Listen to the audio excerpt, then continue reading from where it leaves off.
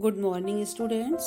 आज हम गद्य खंड के पाठ 2 डायरी का एक पन्ना पढ़ेंगे, जिसके लेखक हैं सीताराम सेकसरिया। जैसे कि पाठ से ही पता चलता है कि डायरी का एक पन्ना, तो जो उनकी निजी डायरी थी उन्होंने उसमें एक पेज में जो लिखा है उसके विषय में बताया है कि जो 26 जनवरी 1930 में जो स्वतंत्रता दिवस मनाया गया था, तो उसके उपलक्ष्य में कलकत्ता वासियों पर जो कलंक लगा था कि यहाँ आज़ादी के प्रति कोई भी कार्य नहीं हो रहा है और यहाँ लोगों में बिल्कुल भी आज़ादी के लिए कोई भी उत्साह नहीं है।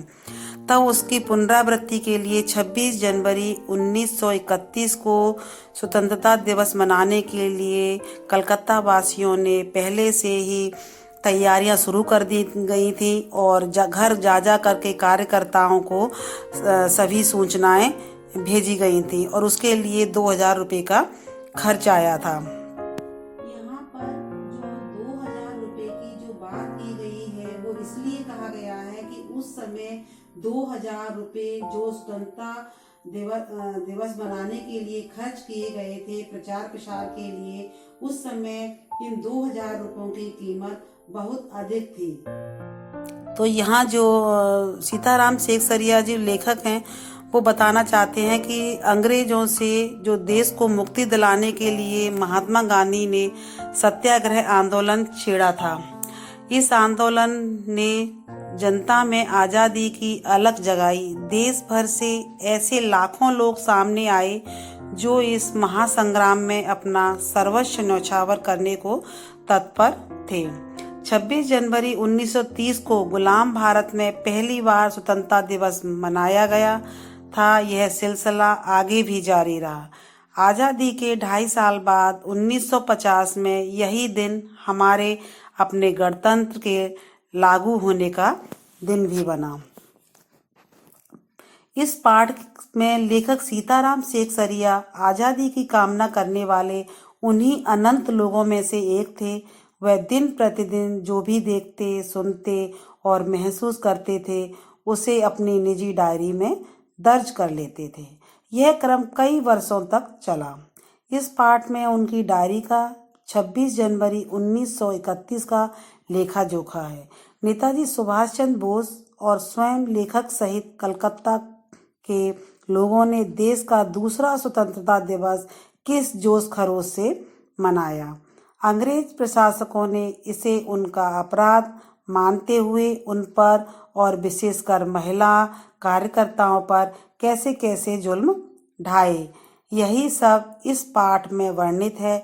यह पाठ हमारे क्रांतिकारियों की कुर्बानियों की याद तो दिलाता ही है, साथ ही यह भी उजागर करता है कि यह एक संगठित समाज कृत संकल्प हो तो ऐसा कुछ भी नहीं कि वह ना कर सके, क्योंकि संगठन में ही शक्ति होती है और मन में दृढ़ संकल्प हो तो इंसान क्या नहीं कर सकता। तो यहाँ पर लेखक जी कहते हैं कि आज का दिन 26 जनवरी तो अमर है। आज के दिन ही देश का पहला स्वतंत्रता दिवस मनाया गया था।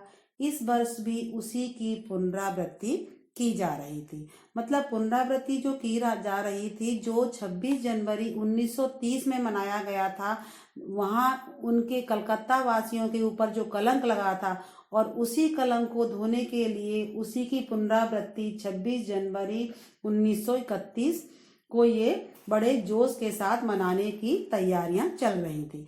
इस साल इसके लिए काफी तैयारियां की गई थी। इसके प्रचार पर 2000 रुपये खर्च किए गए थे। कार्यकर्ता इस स्वतंत्रता दिवस को सफल बनाने का हर संभव प्रयास कर रहे थे। स्वतंत्रता दिवस की तैयारी के क्रम में बड़े बाजार के प्राय सभी मकानों पर राष्ट्रीय ध्वज फहरा रहा था और कई मकानों को अत्यंत सुंदरता से सजाया गया था। ऐसा कलकत्ता वासी ऐसा महसूस कर रहे थे कि हमें पूरी तरह से आज़ादी मिल गई है। कलकत्ते में इतने झंडे लगाए गए थे कि हर रास्ते में झंडे ही झंडे नजर आ रहे थे।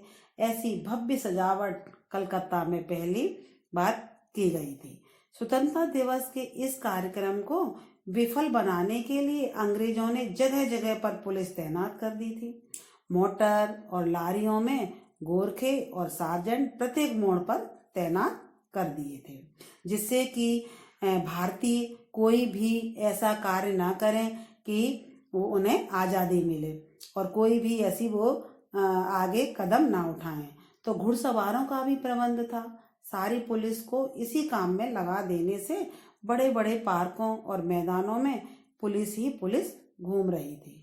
मॉन्यूमेंट के नीचे सभा स्थल को प्रातः 6 बजे से ही पुलिस ने घेर लिया था। इसके बाद भी लोगों ने भोर में ही झंडा फहरा दिया। श्रद्धानंद पार्क में बंगाल प्रांतीय विद्यार्थी संघ के मंत्री अविनाश बाबू ने झंडा फहराया तो पुलिस ने उनको पकड़ लिया और लोगों के साथ मारपीट भी की। तारा सुंदरी पार्क में कांग्रेस कमेटी के युद्ध मंत्री हरिश्चंद्र सिंह झंडा फहराने भीतर ना जा सके। वहां मारपीट में 2-4 के सिर फट गए। पुलिस उन पर बर्बरता और निर्दयता दिखा रही थी और चारों तरफ से उनके ऊपर डंडे बरसाए जा रहे थे। गुजराती सेविका संघ में शामिल लड़कियों को गिरफ्तार कर लिया गया। 11 बजे मारवाड़ी बालिका विद्यालय में जानकी देवी मदालसा आदि की उपस्थिति में ध्वजारोहण किया गया। लड़कियों को उत्सव का अर्थ समझाया गया कि यह उत्सव हमारी आज़ादी के लिए, हमें भी स्वाधीनता चाहिए। लेखक मोटर में बैठकर इधर उधर घूमा तो देखा लोग जगह जगह फोटो उतरवा रहे थे। 2-3 बजे पूर्णोदास और पुरुषोत्तम राय सहित बहुत से लोगों को गिरफ्तार कर लिया गया था। फोटो इसलिए उतरवाए जा रहे थे क्योंकि जब उन भारतीयों पर अत्याचार किया जा रहा था तो ये सभी के सामने आ सके और कलकत्ता वासियों का जो जोश है, जो उत्साह है आज़ादी के लिए, उसका भी पता चले और जो कलंक लगा है वो पूरी तरह से धुल जाए। पूर्णोदास सुभाष बाबू के जुलूस का प्रबंध पूरा कर चुके थे। स्त्रियां अपना जुलूस निकालने के लिए यथास्थान पहुंच चुकी थीं। लोग सोच रहे थे कि पुलिस अपना रंग न दिखाए, पर वह कहाँ रुकने वाली थी। 3 बजे से ही मैदान में हजारों आदमियों की भीड़ टोलियां बनाकर घूमने लगी। कानून भंग का काम शुरू होने से अब तक मैदान में ऐसी सभा नहीं हुई थी। तो यहाँ लेखक कह रहे हैं कि यहाँ ऐसी बड़ी सभा हुई थी जो कि पहले यहाँ कभी नहीं हुई थी। और क्योंकि सभी के मन में एक आकांक्षा थी कि हमें आज़ादी चाहिए, वही जोश उनके अंदर देखा जा रहा था। यह सभा नहीं बल्कि ओपन लड़ाई थी। एक और पुलिस कमिश्नर का नोटिस निकल चुका था कि अमुक धारा के तहत कोई सभा नहीं हो सकती और जो भी सभा में भाग लेगा उसे दोषी समझा जाएगा। ये ब्रिटिश सरकार के द्वारा कमिश्नर का नोटिस था कि इस तरह का सभा की गई तो अगर कोई भी इस तरह का अपराध करता है तो उसे वो दंड का भागी होगा। और दूसरी ओर काउंसिल की तरफ से यह नोटिस निकाला जा चुका था कि मॉन्यूमेंट के नीचे ठीक 4:24 पर झंडा फहराया जाएगा और स्वतंत्रता की प्रतिज्ञा पढ़ी जाएगी। ऐसे खुले चैलेंज के साथ पहले कभी सभा नहीं की गई थी। 4:10 पर सुभाष बाबू जुलूस लेकर आए, जिन्हें चौरंगी पर रोकने की कोशिश की गई, पर भीड़ की अधिकता के कारण पुलिस जुलूस को रोक न सकी। मैदान के मोड़ पर पुलिस द्वारा चलाई गई लाठियों से बहुत से लोग घायल हुए थे। उन्होंने निर्दयता के साथ उन लोगों पर लाठियां चलाईं। सुभाष बाबू पर भी लाठियां बरसाई गई, लेकिन वे जोर से वंदे मातरम बोल रहे थे। फिर भी उनमें इतना उत्साह, इतना जज्बा था कि उन्होंने वंदे मातरम बोलना नहीं छोड़ा और आगे बढ़ते गए और जोर से वंदे मातरम उन्होंने बोला। ज्योतिर्मय गांगुली ने उन्हें अपनी ओर बुलाना चाहा, पर सुभाष बाबू ने कहा, नहीं, मुझे आगे बढ़ना है और अपने देश के लिए चाहे मैं कुर्बान ही क्यों ना हो जाऊं। लेखक ने देखा सुभाष बाबू जोर से वंदे मातरम बोल रहे थे और पुलिस भयानक रूप से लाठियां चला रही थी।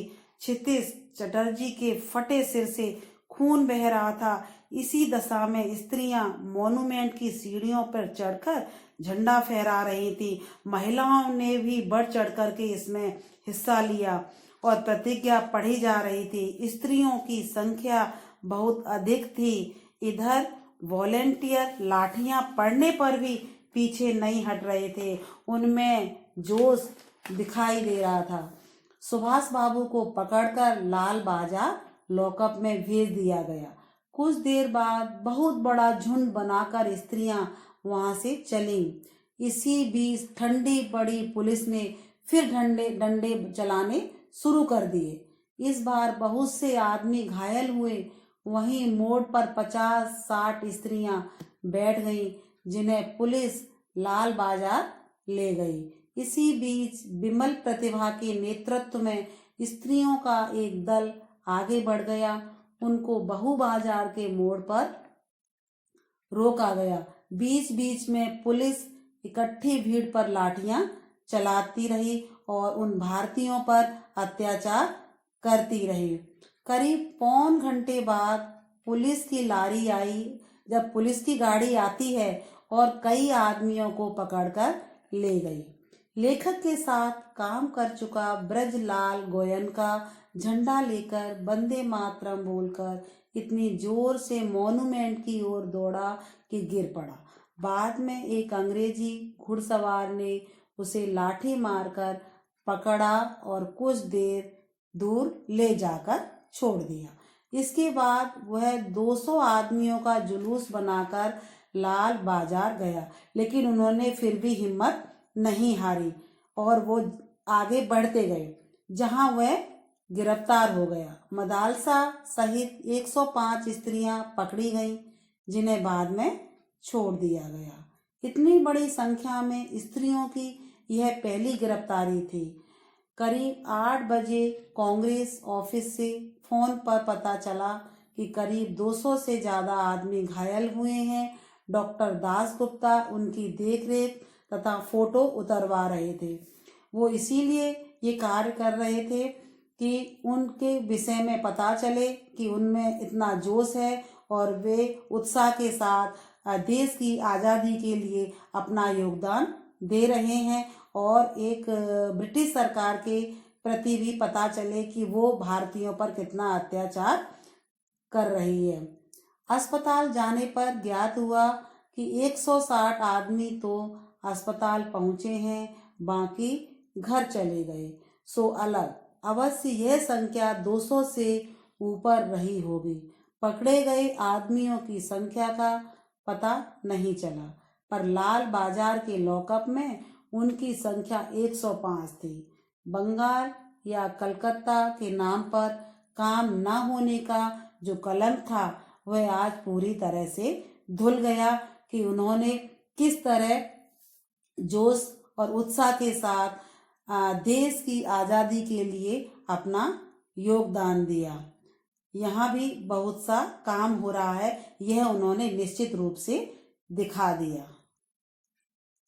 तो इस तरह आपने देखा कि जो डायरी का पन्ना जो शीर्षक है और उसके जो लेखक हैं सीताराम शेखसरिया, उन्होंने यही बताया है कि अगर सभी में एकजुट होकर के हम निश्चित दृढ़ संकल्प करके कुछ पाना चाहें तो हम उसे निश्चय ही प्राप्त कर सकते हैं, क्योंकि जैसा कि हम जानते हैं कि संगठन में ही शक्ति होती है। जिस तरह बंगाल के कलकत्ता के लोगों ने यह प्रस्तुत किया और ये कर दिखाया कि हम जो चाहेंगे वो कर दिखाएंगे, और देश के प्रति उन्होंने जो अपने आप को कुर्बान किया, यह क्रांतिकारियों ने अपने देश की आज़ादी के लिए अपना योगदान दिया, यह इसमें दिखाया गया है।